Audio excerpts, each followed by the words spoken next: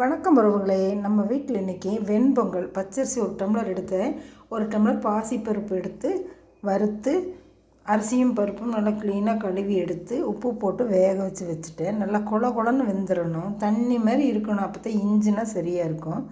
அப்புறம் முந்திரி, கருவேப்பிலை, சீரகம், மிளகு தாளித்து கொட்டி பெருங்காயம் சேர்த்து நல்லா கிளறி எடுத்து வச்சுருக்கிறேன். நெய்யில் தான் செய்யணும். இதையே நிறைய நெய் ஊற்றினா இன்னும் நல்லாயிருக்கும். ஒரு சில பேர்த்துக்கு பிடிக்காது, அதனால் நெய் அளவாக ஊற்றிருக்குது. தேங்காய் சட்னிக்கு முந்திரி, பொட்டுக்கடலை, தேங்காய், உப்பு, வரமிளகாய் போட்டு அரைச்சிட்டு கடுகு, உளுந்து பருப்பு, கடலைப்பருப்பு, கருவேப்பிலை போட்டு தாளித்து எடுத்து வச்சுருக்கிறேன்.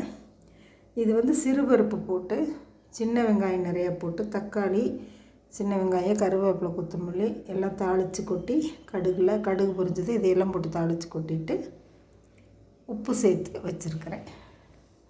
உங்களுக்கு பிடிச்சிருக்கும்னு நினைக்கிறேன். பிடிச்சிருந்தால் லைக் பண்ணுங்கள், ஷேர் பண்ணுங்கள், சப்ஸ்கிரைப் பண்ணுங்கள், பெல் பட்டன் அமுத்துங்க. எல்லா வகையான தானியத்திலையும் பொங்கல் இது மாதிரி செய்யலாம். குலன்னு நல்லா செஞ்சு நிறைய நெய் விட்டு நல்லா செஞ்சு சாப்பிடலாம். உடம்புக்கு ரொம்ப நல்லது.